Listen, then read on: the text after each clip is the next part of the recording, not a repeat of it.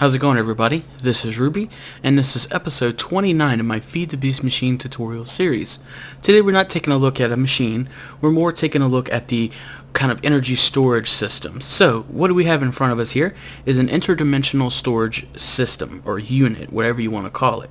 So the idsu, as we're going to call it throughout there, because that is a mouthful for the full name, is a storage unit added by GregTech.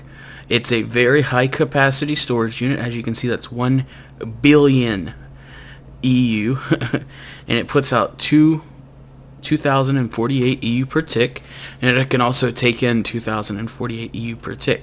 Now, unlike the AESU, or the adjustable energy storage unit, this you can't adjust the output, so you'll want to keep that in mind. So this is always going to put out 2000 EU per tick. Now, the one cool thing about the idsu, other than the really huge amount of power storage it's got, is the fact that you see this little ID field. This kind of sets what idsu this is. So you see mine ends in 125. Well, you see I have 3 here. Well, this one at the end, you see I can't even interact with. This is actually one that Benito placed for me off the Hypermind server, and I just broke it. But yeah, I couldn't even access it or anything like that. So that's pretty cool. And what this can do is that now if I connect this wire here, we can see that this is starting to get power. So if we come over here, look, this one's getting power too, and it's not even connected to anything. So what's this mean? This means that you can put up an idsu, say, way up in the sky with all your solar panels or wherever you need it, and then you can just have the input going into the idsu, and that's going to be going into the side without the 3 prongs. So you'll want to keep that in mind. And it'll charge up any of your idsus, and then you can just output it wherever you want. However, idsus are really, really expensive. So let's go ahead and take a look at the recipe. The recipe is 4 iridium plates, and then 4 AESUs, and then an ender chest. And if we take a look at the AESU, you see it's 8 Lapatronic energy orbs, and then a GregTech computer cube. If we look at that, you see it's 8 Lapatron crystals around on a iridium plate.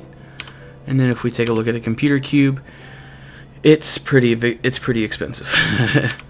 You know, that's not that bad, I guess, but it's not that cheap. So it's quite the purchase.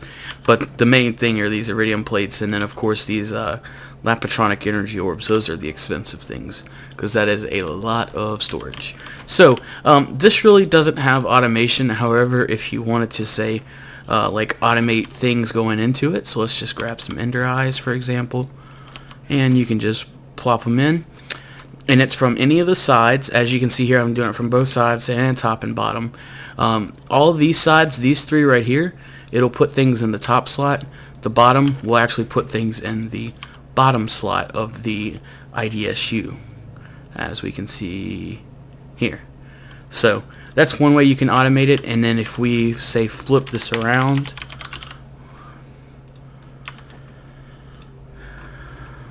you can see that it's going to take out of whatever slot it put into. So that just took it out of the top one, and then this one just took it out of the bottom one. So that's how you can automate it if you say wanted to hook up an ender pouch jetpack recharging system. So you'll just want to keep that in mind if you want to do that. And just to recap, we're going to be inputting power into the side without the 3 prongs. So if we take a look at it, you see that it's got these 3 sides that don't have anything on them. It's just kind of the plain texture, and that's where you're going to input your power at. Now you're going to output your power, of course, from the 3 prong side, and it can just go into anything. I just have it hooked up to an electrical engine, because electrical engines don't care how much power you throw at them. So that's going to conclude today's tutorial.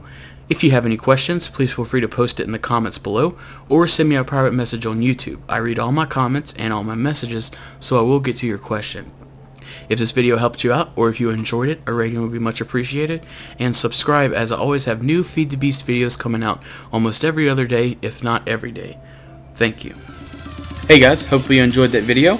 On the left is my latest LP episode on the Hypermind server. We set up my storage system and stuff. On the right is my latest machine tutorial on the lightning rod. Definitely go check those videos out, guys. I'll talk to y'all later.